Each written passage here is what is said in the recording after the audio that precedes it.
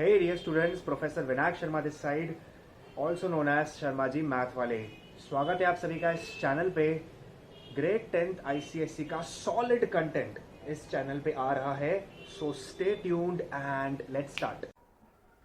Hello students, Sharma ji math वाले अभी discuss करेंगे जीएसटी के कुछ क्वेश्चंस, तो चलिए शुरू करते हैं।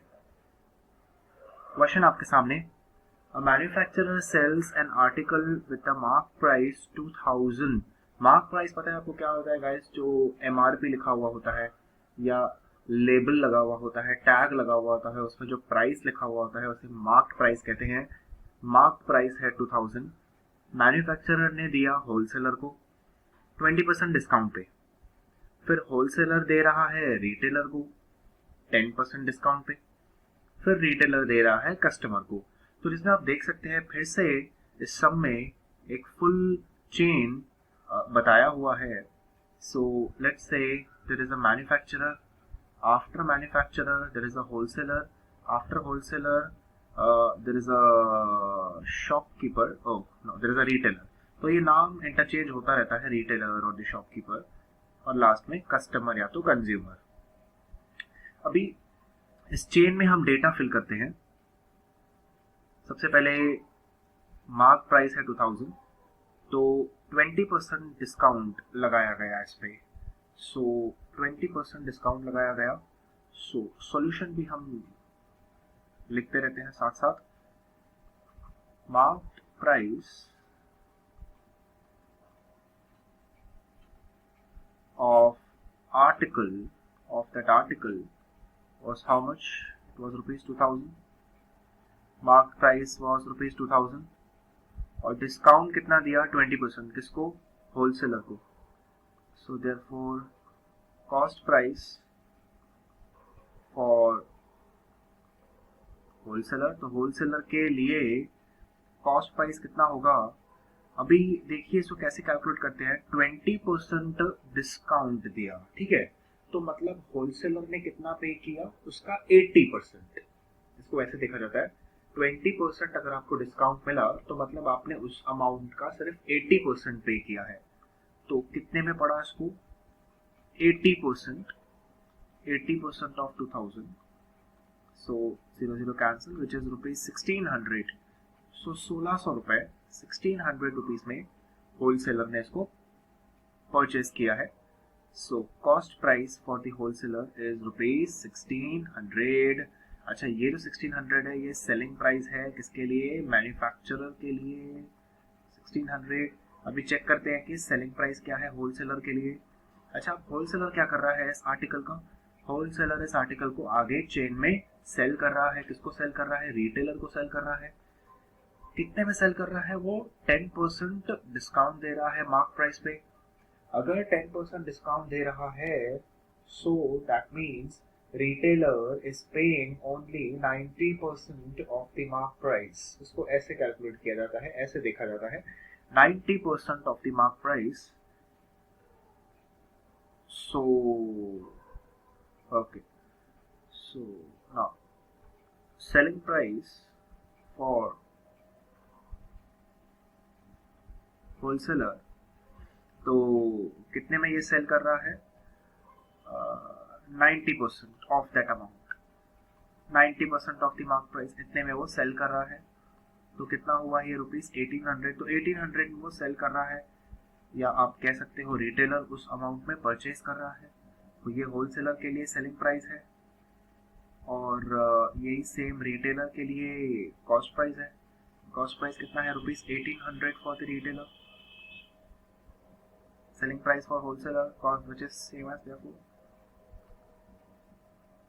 cost price for retailer is how much? It is rupees 1800, correct. अभी रिटेलर इसको सेल कर रहा है मार्क्ड प्राइस पे, मतलब रिटेलर इसको सेल कर रहा है 2000 रुपए में। तो रिटेलर इसको कितने में सेल कर रहा है? 2000 रुपए में। तो आप ये चेन में रफ में अगर डेटा लिख देंगे तो आपके लिए ये सारे सम्स काफी आसान हो जाएंगे। तो देखिए पूरा डेटा एकदम क्लियर है। कौन कितने में खरीद रहा है, कौन कितने में बेच रहा है, ये पूरा हमने चेन में लिख दिया है। मैंने आपको बताया था कि आप हमेशा प्रॉफिट की तरफ ध्यान दिया करो। यहाँ पे प्रॉफिट कितना है, 200 का प्रॉफिट हो रहा है। यहाँ पे भी profit made by the retailer is how much, he is also making a profit of ₹200। सो जो चेन को स्टार्ट करता है यानी कि जो मैन्युफैक्चरर है उसके सेलिंग प्राइस पे जीएसटी कैलकुलेट होगा, और जो इंटरमीडिएट एंटिटीज हैं जैसे कि होलसेलर एंड रिटेलर, उनके प्रॉफिट पे जीएसटी कैलकुलेट होता है। Please keep that in mind. So let us now read the question what we have to find and let's do that. So if the GST paid by the wholesaler, ये question थोड़ा उल्टा है। यहाँ पे GST जो पे किया हुआ है वो अमाउंट गिवन है और हमें फाइंड आउट करना है what is the rate of GST.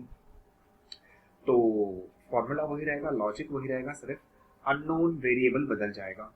GST paid by the wholesaler is 24। तो होलसेलर कितना जीएसटी पे करेगा, होलसेलर किधर है, it is given that wholesaler pace.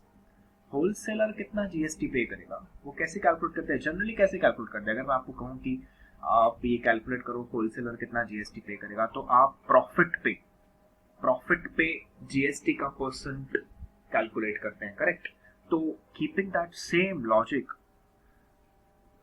सबसे पहले तो रेट ऑफ जीएसटी को कुछ ले लेते हैं। Let's say the rate of GST be R%. Let the rate of GST be R%. So therefore given क्या है, GST paid by the wholesaler. GST paid by the wholesaler. How do you calculate it generally? R% of जो उसने profit कमाया, तो उसने कितना profit earn किया है, 200 rupees. 200 rupees is the profit earn by the wholesaler.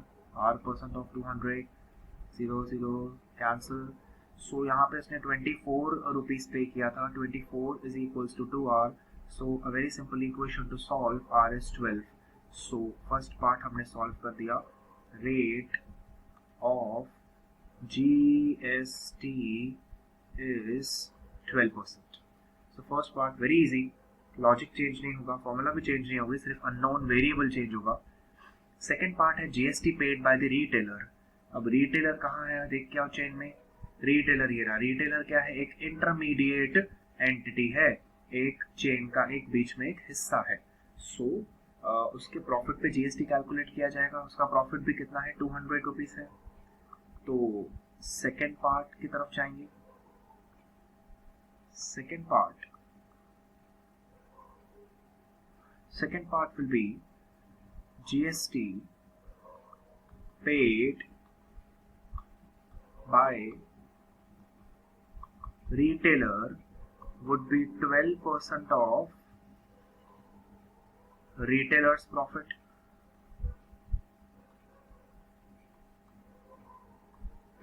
of its profit। तो इसका प्रॉफिट कितना है, 200 रुपए, 200 रुपीज। सो ये भी कितना पे करेगा, 24 रुपीज। So rupees 24। तो ये जीएसटी पे किया किसने, रिटेलर ने पे किया। थर्ड है question, the price paid by the customer. Price paid by the customer. अभी कस्टमर का सेलिंग प्राइस क्या है, आप चेक कीजिए। कस्टमर को वो कितने में सेल किया गया, चेन में जाइए, 2000 रुपए में सेल किया गया। तो ये 2000 तो बेस प्राइस है, इस पे अभी जीएसटी लगना बाकी है। सो 2000 रुपए पे हमें जीएसटी लगानी है। सो फाइनल क्वेश्चन था price paid by the customer. Therefore price paid by the customer, okay, so that would be how much, 2000, और उस पे 12% जीएसटी लग रही है। 12% जीएसटी लग रही है। सो 12/100 into 2000। सो ये 0 और 0 कैंसिल हो जाएगा। 12 2 होता है 24, 2000 plus 24, 240। So that will be 2240। So आप यहाँ पे स्टेटमेंट बना के लिख सकते हैं, price paid by the customer is ₹2240। So that completes the sum. Hope you understood it very well. Subscribe to the channel. See you next time. Bye bye.